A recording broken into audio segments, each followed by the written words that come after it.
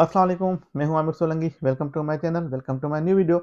आज की वीडियो, जैसे कि आप लोगों ने थंबनेल देख लिया होगा कि आज की वीडियो में कनाडा का ओपन वर्क परमिट मैंने कैसे लिया, उस पे मैं डिटेल से बात करूंगा। आप इससे पहले कि जो ना मैं वीडियो स्टार्ट करूं कि आप लोग काइंडली मेरी पूरी वीडियो आराम से देख लिया करें। फिर अगर कोई ऐसी इन्फॉर्मेशन, कोई अगर ऐसा कोई क्वेश्चन आपके जहन में आता है जो कि आपको लगता है कि मैंने वीडियो के अंदर नहीं बताया, तो वो फिर आप मुझसे व्हाट्सएप पे पूछ सकते हो।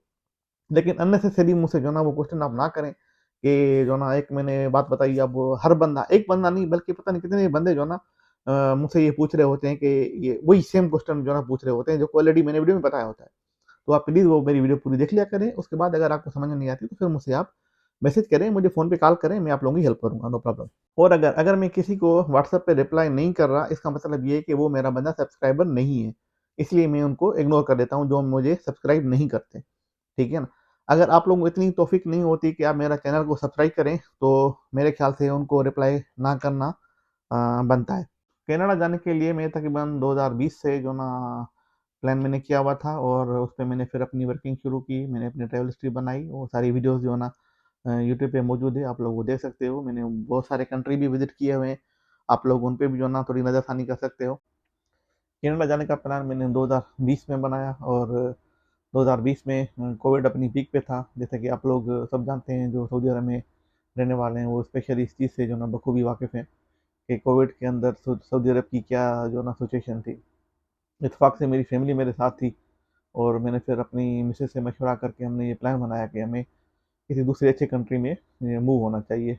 फिर हमने ये सोचा कि भाई कौन सा कंट्री जो ना हमें सेलेक्ट करना चाहिए, कनाडा, यूएसए या कोई यूरोपियन दूसरा कंट्री देखें। वो फिर सारी मैंने इसके ऊपर अपनी वर्किंग शुरू की, यूट्यूब सर्च किया, गूगल को सर्च किया मैंने। फिर जाके जो ना तकरीबन कोई 1 से डेढ़ महीना मुझे और मेरी मिसेज़ को लगा इस सारी जो ना छानबीन करने में कि भई किस डायरेक्शन में हमें जाना चाहिए। सारी चीज़ें देख के फिर कनाडा हमें ऐसा एक कंट्री लगा जहाँ पे मतलब कि जैसे कि कनाडा के अंदर अभी ऐसे है कि अगर वहाँ पर का कोई नेशनल है तो उसके भी वही राइट्स हैं, और अगर कोई दूसरा फॉरेनर है, वहाँ पे कोई विज़िटर है या कोई वर्क परमिट पे है या कोई वहाँ पे पीआर पे है, तो उनके जो ना राइट्स तकरीबन सारे सेम सेम ही हैं। और वहाँ पे बच्चों की एजुकेशन फ्री है, आपकी मेडिकल फ्री है, अगर आपके पास सारे वो डॉक्यूमेंट, आप लीगली उधर कनाडा के अंदर आप रह रहे हो। तो ये जो ना मुझे थोड़ा बेहतर लगा बाकियों से। यूएसए भी ठीक था, लेकिन यूएसए का जब मैंने देखा कि वहाँ पे डॉक्यूमेंटेशन बहुत मुश्किल है, वहाँ पे वो क्राइम रेट भी जो ना कनाडा के अंदर भी है, लेकिन वहाँ पे कुछ ज़्यादा ही है वहाँ पे यूएसए में। तो फिर हमने कनाडा को सेलेक्ट किया। अब कनाडा सेलेक्ट करने के बाद अब ये है कि जो ना पहले मुझे जाना चाहिए या मैं अपनी मिसेज और बच्चों को भेजूँ। अब इस कन्फ्यूजन में जो ना हमें थोड़ा टाइम लग गया ज़्यादा वहाँ पे। तो अगर मैं फिर ये सोचा था, अगर मैं खुद चला जाता हूँ वहाँ पे, तो जो ना पता नहीं मुझे वहाँ पे कितना टाइम लगे, वहाँ पे मुझे वो सैलरी मिलती है कि नहीं मिलती, उस टाइप की जॉब मुझे मिलती है नहीं मिलती, और वहाँ पे मतलब अगर मिल भी गई तो क्या मेरी इतनी इनकम होगी कि मैं वहाँ पे खुद को भी जो ना सपोर्ट करूँ और पीछे फैमिली को भी सपोर्ट करूँ।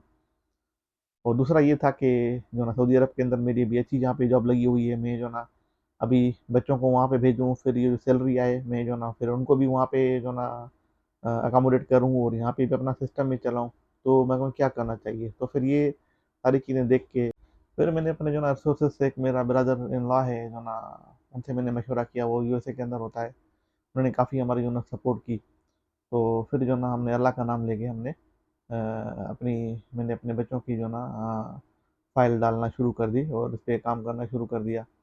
एक एजेंट हमने जो ना पाकिस्तान से एक हायर किया। उसने जो ना अच्छी हमारी जो ना फ़ाइल बनाई, अच्छे पैसे लिए उसने हमसे, अच्छा पैसा लगा उसके अंदर मेरा। तो उसके जो ना थ्रू हमने वो फ़ाइल, और वो फाइल 2021 जनवरी में जो ना हमने सबमिट करवाई। वो सबमिट करवाने के बाद 15 डेज़ के अंदर अंदर हमारी जो ना मेरी मिसेज़ की बायोमेट्रिक हुई, बच्चों की नहीं हुई क्योंकि बच्चे छोटे थे तो उनकी बायोमेट्रिक की रिक्वायरमेंट नहीं थी। तो मेरी मिसेज़ की बायोमेट्रिक हो गई। फिर हम वेट करते रहे 3 महीने, 4 महीने, 6 महीने, 1 साल तक जो ना हम देख रहे थे। पूरा हमारा जो है उधर ही तवज्जो थी कि भई क्या होता है, लेकिन कुछ नहीं हुआ। फिर हम भूल गए उसको, चीज़ को, कि शायद हमारा काम ये नहीं होगा, एजेंट ने शायद फ्रॉड किया हमसे, गलतफ़हमी की है, कुछ भी किया है। तो हम इस चीज़ को भूल चुके थे कि ये हमारा काम होगा। फिर 2021 पूरा गुज़र गया, 2022 भी गुज़र गया, 2023 मई में जो ना हमें एक आईआरसीसी की तरफ से एक ईमेल जो ना रिसीव होती है कि भई आप अपना पासपोर्ट सबमिट करो और हम आपको वीज़ा दे रहे हैं। उस टाइम पे पोजीशन ये थी कि मेरी वाइफ़ के पास जो पासपोर्ट था वो तकरीबन साढ़े 8 साल वैलिड था, वो 10 साल वाला बना हुआ था और बच्चों का 5-5 साल का था, तो वो बच्चों की जो एक्सपायरी थी वो तकरीबन डेढ़ साल के अंदर पासपोर्ट वो एक्सपायर हो रहे थे।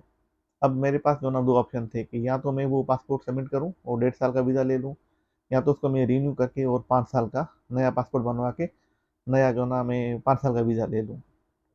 तो मैंने फ़ौरन ही जो ना एक्शन लिया उस पे और चांस लिया कि जो अल्लाह को मंज़ूर होगा, जहाँ तक अल्लाह ने बेहतर किया है तो आगे भी अल्लाह बेहतर ही करेगा।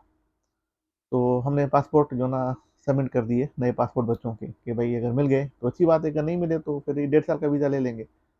तो अल्लाह ने मदद की, अल्लाह ने बड़ी करम नवाज़ी की हम पे कि वो पासपोर्ट जो ना 14 डेज़ के अंदर अंदर हमें मिल के हमारे हाथ में आ गए। अगर नहीं मिलते पासपोर्ट तो हम लास्ट वीक में जाके, क्योंकि 30 डेज़ थे हमारे पास, तो लास्ट वीक में हम जाके पासपोर्ट सबमिट कर देते, वही पुराने पासपोर्ट, डेढ़ साल का वीज़ा ले लेते, और कोई ऑप्शन नहीं था। लेकिन वो 14 डेज़ के अंदर अंदर हमें वो पासपोर्ट हमें मिल गए और हमने वो फिर अपॉइंटमेंट बुक की और जाके वो पासपोर्ट हमने वीएफएस ग्लोबल कराची के अंदर हमने सबमिट कर दिए। एक हफ्ते के अंदर अंदर वो पासपोर्ट जो ना हमें बैक मिले। बच्चों के 5 साल के वीज़े लगे हुए थे और वाइफ का जो था वो साढ़े 8 साल का वीज़ा लगा हुआ था। तो ये जैसे ही वीज़े जो ना, ये जैसे ही जो ना पासपोर्ट बच्चों को पाकिस्तान में रिसीव हुए, तो यहाँ से मैंने अपनी पहली एप्लीकेशन कनाडा के विजिटर वीज़ा की, वो मैंने डाल दी। उसके अंदर मैंने 2 मिस्टेक की। पहली मिस्टेक मैंने ये की कि जो मेरी सैलरी आ रही थी उस टाइम पे मैं रेंटल काम कर रहा था और मैं कैश पैसे डाल रहा था अपने अकाउंट में, स्टेटमेंट के अंदर कैश डिपॉजिट लिखा हुआ था, क्योंकि सैलरी का कोई प्रूफ नहीं था मेरे पास उस टाइम पे। और दूसरी मेरी मिस्टेक ये हुई कि उधर एक क्वेश्चन था कि भाई अभी रिसेंटली आपका कोई रिलेटिव, कोई फ्रेंड, कोई जो ना फैमिली मेम्बर जिसका वीज़ा अप्रूव हुआ हो या रिसेंटली कनाडा शिफ्ट हुआ हो, तो मैंने उसको नो किया। हालांकि मेरी फैमिली को विजिटर वीज़ा इशू हो गया था और अभी वो जाने वाले थे। ये डाल के मैं यहाँ से पाकिस्तान चला गया, क्योंकि मैंने पाकिस्तान बच्चों को जो ना 2 महीने की छुट्टी लेके मैं पाकिस्तान चला गया और पाकिस्तान में जो ना बच्चों को मैंने भेजना था, तो मैंने थोड़ा बच्चों के साथ टाइम स्पेंड करना था। वहाँ पहुँचा 1 महीने के बाद जो ना 1 जून को मुझे एक ईमेल रिसीव होती है कि भाई आईआरसीसी की तरफ से आपका वीज़ा रिव्यूज़ हो गया है, और उधर उसके अंदर वो जो एक्ट लगे होते हैं, अगर आपका रिफ्यूज़ हुआ है तो आपको पता है उसके अंदर क्या लिखा होता है। उसके अंदर एक ही चीज़ लिखी होती है, वो क्लियर नहीं बताते कि रीज़न क्या है, सबको वही जो ना दिया जाता है। बहरहाल उस टाइम पे मैं बहुत ही जो ना वो डिसहार्ट हुआ और वाइफ मेरे साथ थी, उसने मुझे सलाह दिया कि भाई ऐसे नहीं है, ज़िंदगी और दुनिया यहाँ पे ख़त्म नहीं है, अल्लाह करीम, अल्लाह ने कुछ और बेहतर सोचा है। तो बहरहाल उसके आगे निकले हम और वो टाइम आया 19 अगस्त को जो ना 2024 को जो ना मेरे बच्चों की फ़्लाइट थी और मैं भी पाकिस्तान में था। मैं उसी जो ना प्लेन में बच्चों के साथ में अबू धाबी तक आया। अबू धाबी से के बाद हमारी फ़्लाइट अलग-अलग थी, बच्चों की अलग थी और मेरी सऊदी अरब की थी, उनकी कनाडा की फ़्लाइट थी। तो वो बहुत ही मतलब मुश्किल टाइम होता है, फैमिली से अलग होना और मतलब इतना दूर बच्चों को भेजना। अगर आप सऊदी अरब के अंदर रहते हो ना, कोई भी अगर मैरिड पर्सन, अगर फैमिली वाला जिसके बच्चे हों, अगर मुखलिस हो अपनी फैमिली के साथ, मैं उसकी बात कर रहा हूँ, अगर वो हो ना तो वो मतलब क्या ना, उसकी हाथ में कुछ चीज़ें होती हैं। जैसे कि सऊदी अरब के अंदर आप लोग जा तो अपनी मर्जी सकती हो, लेकिन निकल अपनी कफील या अपनी कंपनी की मर्जी के बगैर वहाँ से आप आउट नहीं हो सकते हो, सऊदी अरब नहीं छोड़ सकते हो। तो उसके अंदर ये होता है ना कि काफ़ी सारी चीज़ें आपके हाथ में हो सकती हैं। आपको ये अपने आप पे कॉन्फिडेंस होता है कि भाई खुदा न खास्ता अगर कोई ऐसी, देखिए ना, मुश्किल टाइम सब पे आते हैं, अल्लाह ताला सबको आजमाइश में डालता है। तो जो ना अगर कोई सा सीन बनता है, कोई सा सिनेरियो बनता है, आप समझ रहे हो मैं अभी मैं क्या कहना चाह रहा हूँ। आपको अगर किसी इमरजेंसी कंडीशन में पाकिस्तान जाना पड़े, तो आपको इतना होता है कि भाई मैं कुछ कर सकता हूँ, आप पहुँच सकते हो अपनी पूरी जो ना पैसा लगा के या अपना पूरा सोर्स लगा के आप वहाँ पे पहुँच सकते हो और जब चाहो आप बच्चों को अपने पास उधर बुला भी सकते हो सऊदी अरब के अंदर। लेकिन कनाडा के अंदर ऐसे है ना कि आपके हाथ में चीज़ें नहीं रहती, ठीक है ना, आपके इख्तियार में चीज़ें नहीं रहती, ना आप उधर जा सकते हो और वापस बुलाओगे तो इट मीन्स कि आप जो लगा रहे हो, जो आपकी अमाउंट लगा रहे हो, सारा आप मैं कहना दाव पे लगा रहे हो अपनी सारी चीज़ें। तो ये मतलब सारी चीज़ें थी उस टाइम पे जब बच्चे मेरे जा रहे थे। वो बहुत ही मतलब कहना, एक खुशी भी थी लेकिन एक बहुत परेशानी का आलम भी था, बच्चों के लिए भी मेरे लिए भी।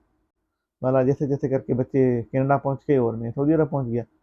19 अगस्त 2023 में मेरे बच्चे कनाडा के अंदर पहुँचे और फिर 5 मई 2024 को वो जो विज़िटर वीज़ा था हमने वर्क परमिट में कन्वर्ट करा लिया। वो वर्क परमिट, क्लोज़ परमिट हमें मिला और फिर जो ना जैसे ही वो मिला तो मैंने फिर दोबारा से अपनी विज़िटर वीज़ा की एप्लीकेशन डाली वहाँ पे दूसरी एप्लीकेशन मैंने विजिट वीज़ा की डाल दी। उस टाइम पे अब मेरी जो है ना सैलरी मेरे अकाउंट में थी और मैंने बिल्कुल ठीक-ठीक इन्फॉर्मेशन दी, कोई भी मतलब बात उनसे मैंने नहीं छुपाई। लेकिन वो भी 1 महीने के अंदर-अंदर वो भी मेरा वीज़ा रिफ्यूज़ हो गया। जब मेरा वो वीज़ा रिफ्यूज़ हो गया ना, तो मेरी सारी जो उम्मीदें थी ना, वो सारी मतलब मेरी टूट चुकी थी कि अब मतलब अंधेरा-अंधेरा सा मुझे दिख रहा था कि अब शायद मुमकिन नहीं है जो मैं चाह रहा था या जो हमने प्लान किया था, शायद अब ये मुमकिन नहीं है, नहीं हो पाएगा। जनरल से मशवरा किया, उसी कंसल्टेंट से मैंने बात की, उसको मैंने सारा किस्सा बताया। फिर उसने वो कंसल्टेंट फिर जो ना पता है अपनी उसमें बातों में लेते हैं कि भई आपने ऐसे क्यों किया, वैसे क्यों मशवरा करते हैं, इस तरह से चीज़ें आसान नहीं होती। अब वो मतलब उसका मकसद ये था कि भई जो ना कि आप मुझसे काम कराओ, मैं आपको करवा के देता हूँ।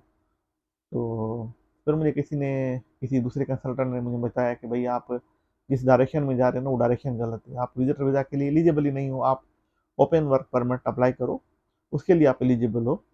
तो आपको मुझे उम्मीद है कि 100% आपको वो वीज़ा मिलेगा। ओपन वर्क परमिट को फिर मैंने देखा कि भई मेरा ये था कि वहाँ पे जाके मैं वर्क परमिट जो है ना वहाँ पे अप्लाई करूँगा। वो मुझे इधर सऊदी अरब के अंदर ही मैंने वर्क परमिट अप्लाई करना था। तो मैंने फिर वर्क परमिट पे जो ना वो काम करना शुरू किया। वो वर्क परमिट मैंने बनाया सारा और सारा फाइनली बनाने के बाद 27 जून 2024 थर्सडे का दिन रात को 10:30 बजे मैंने अपनी जो ना एप्लीकेशन सबमिट की, फ़ीस पेड कर ली, सारा कुछ प्रोसेस मैंने कंप्लीट कर लिया।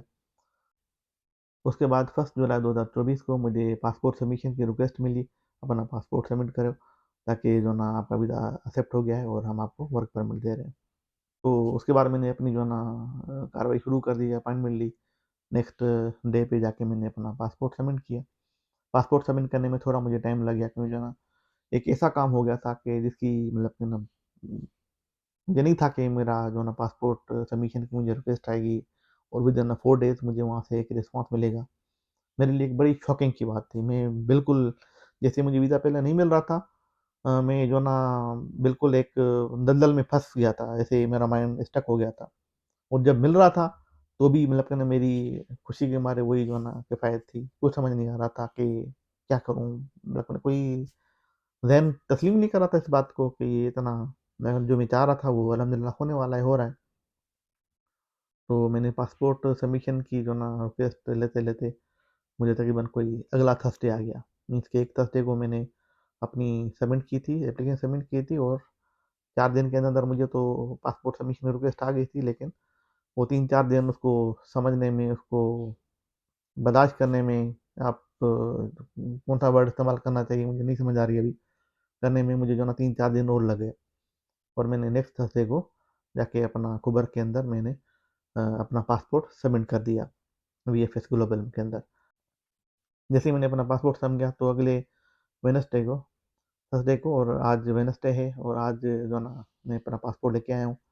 ये पासपोर्ट मेरे हाथ में ही है जिसके अंदर मैं आपको ये दिखा देता हूँ कि मेरे पहले भी वीज़े लगे हुए हैं, यूएसए का वीज़ा भी लगा हुआ है और कैसे मैंने वो सारे वीज़े लिए हैं उनके अलग से मैंने तरतीब किया हुआ है। ये हम देख सकते हैं ये वर्कर वीज़ा, ये है वर्कर वीज़ा लगा हुआ है, ठीक है ना? अगर आपको ज़ूम करके देखेंगे तो ये वर्क वीज़ा मेरा लगा है, लेकिन ये वर्क वीज़ा मेरा लगा है सिर्फ़ और सिर्फ़ 2 साल का। इसलिए क्योंकि जो ना मेरी जो मिसेज़ के पास क्लोज़ वर्क परमिट है वो भी 2 साल का है। ये 2026 में एक्सपायर होगा, 2026 मई में एक्सपायर हो रहा है।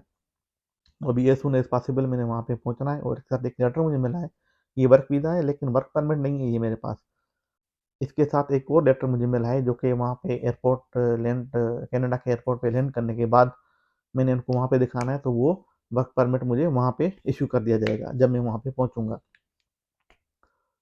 तो ये सारी डिटेल थी जो मैंने आपके साथ शेयर की। अब अगला प्रोसेस ये है कि मैंने यहाँ से कंपनी से रिज़ाइन करना है और रिज़ाइन के दौरान मैं तो मेरी मर्ज़ी तो यही है कि मुझे आज छोड़ दें तो मैं कल यहाँ से फ्लाइट करके फिर निकल जाऊँ। एज़ सून एज़ पॉसिबल मैंने वहाँ पे पहुँचना है क्योंकि टाइम बहुत कम है, 2 साल का मेरा वर्क परमिट है। तो जितना वहाँ पे मैं पहले पहुँचूँगा उतना मेरे लिए अच्छा रहेगा। तो अभी कल परसों जो है ना अब मैंने अगला स्टेप मेरा यही है कि मैंने रिज़ाइन सबमिट करनी है और कंपनी के बाकी जो मामलात हैं क्लियरेंस करनी है और चीज़ें करनी है। अब कंपनी में जाने के लिए देखिए ना कुछ बेनिफिट्स भी हैं तो कुछ उसके फिर डिसएडवांटेजेस भी हैं। अब बेनिफिट ये है कि जो ना सैलरी मेरे अकाउंट में आ रही थी, डॉक्यूमेंट प्रॉपर जो ना मेरे बन रहे हैं और मेरे सिस्टम में मेरी शो हो रही है, मेरी सैलरी इतनी आ रही है और मैं अच्छी पोस्ट पे काम कर रहा हूँ यहाँ। लेकिन अब डिसएडवांटेज ये है कि जो ना अब मैं अपनी मर्ज़ी से सऊदी अरब छोड़ नहीं सकता।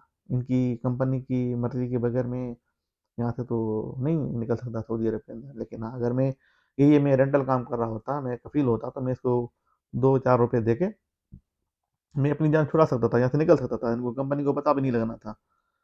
तो अभी देखते हैं कितना टाइम लगता है। वीडियो देखने के लिए बहुत बहुत शुक्रिया। और बाकी एक जो ना मेरा चैनल सब्सक्राइब नहीं किया आप लोगों ने, तो प्लीज़ सब्सक्राइब कर लें।